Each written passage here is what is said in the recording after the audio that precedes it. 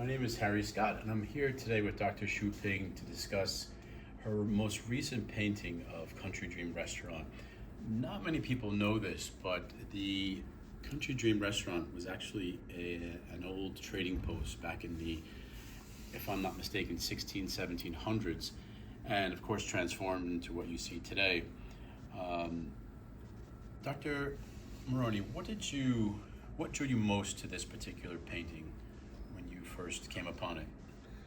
I think the most drew me was the style of this building and the texture. Simplicity of it all. Yeah. And I see how you captured the background of the clouds, or the most exciting point for me to complement the structure itself. How do you choose the colors that you use? Is it mostly what you have as a vision of it, or is it a combination of what's really in front of us, or what's really in front of you at the time of the painting, along with your style? That is an excellent question. When I paint, I don't have a theory. I'm just using whatever the paint on my palette. And then I generally speaking, I start in blue first, and then I blending couple, 2 or 3 color, and then either using brush or just using finger.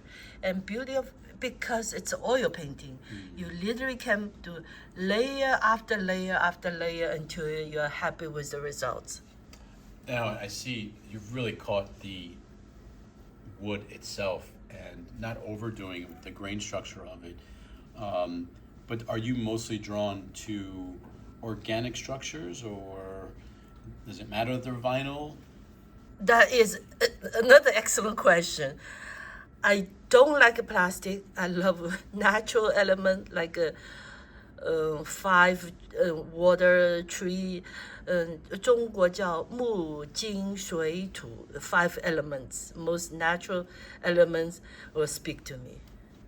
Well, you've done a terrific job capturing the antiquity of this particular structure here in Warwick. Thank you so much for your time today, Dr. Shu Ping. Thank you. 再见。